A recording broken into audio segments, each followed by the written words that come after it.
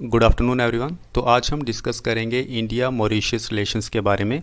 आप सभी को पता है कि मॉरिशस जो है वो एक स्ट्रेटजिक लोकेशन पे है, यानी कि इंडियन ओशन में है। और इंडियन ओशन जो है वो भारत के लिए कितना ज़्यादा इंपॉर्टेंट है आप सभी को पता है। तो आज हम डिटेल में डिस्कस करेंगे इंडिया मॉरिशस रिलेशंस के बारे में।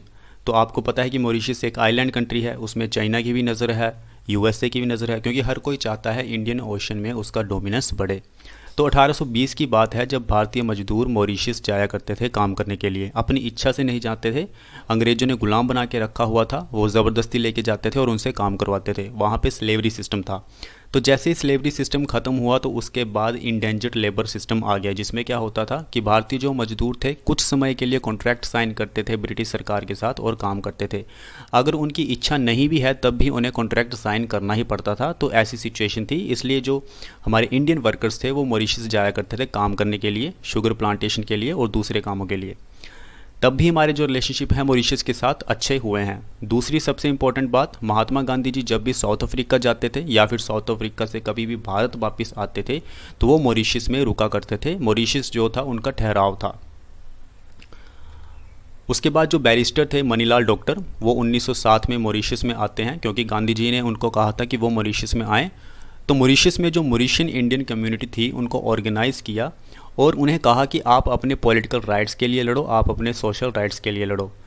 तो डिप्लोमेटिक रिलेशंस मॉरिशस के साथ हमारे इस्टेब्लिश हुए थे 1948 में।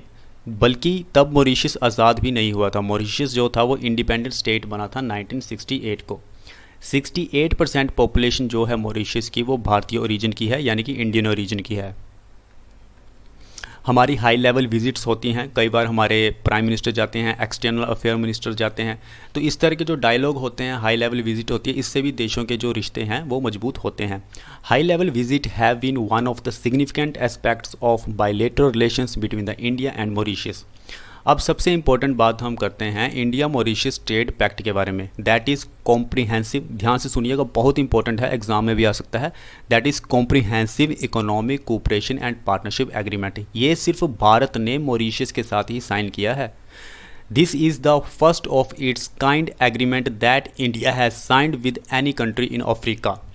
The CECPA will have a tremendous economic impact as it will cut or eliminate duties on the majority of goods as well as liberalize norms to promote the service trade।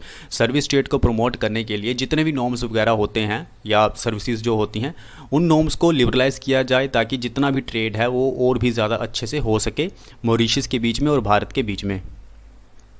अब हम बात करते हैं India Mauritius health cooperation के बारे में। The growth of cooperation between the two countries in the field of health, particularly in the wake of the COVID-19 pandemic, has been significant। सबसे ज़्यादा हेल्थ में कोऑपरेशन हमें दोनों देशों के बीच में देखने को मिलता है जब कोविड-19 की महामारी आई थी दोनों देशों में। हमारे जो एक्सटर्नल अफेयर मिनिस्टर थे उन्होंने 1 लाख डोसेस भेजी थी, जो कि मेड इन इंडिया थी, कोविड-19 वैक्सीन थी, वो मॉरिशस को सेंड की थी।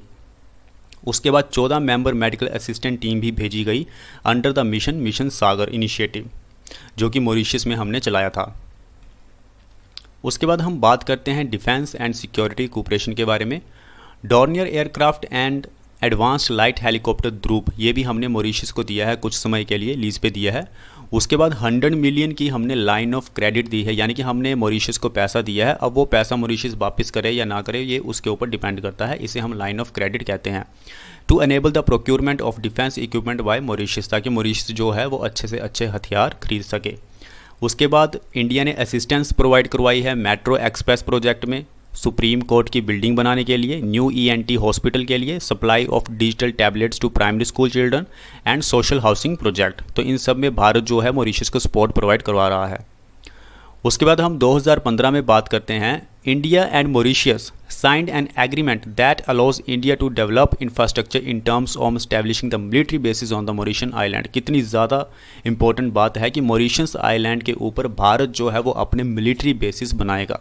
इसका मतलब मॉरिशस के साथ हमारे संबंध बहुत ही अच्छे हैं और इस तरह के संबंध हमें फ्यूचर में भी और भी ज़्यादा तेज़ी से आगे बढ़ाने हैं और भी ज़्यादा मजबूती से हमारे रिलेशनशिप मॉरिशस के साथ और हमारी नेबरिंग कंट्रीज़ के साथ होने चाहिए। तो आज हमने डिस्कस किया इंडिया और मॉरिशस रिलेशंस के बारे में। कल मिलेंगे नेक्स्ट वीडियो में किसी दूसरे देश के साथ, तब तक के लिए धन्यवाद।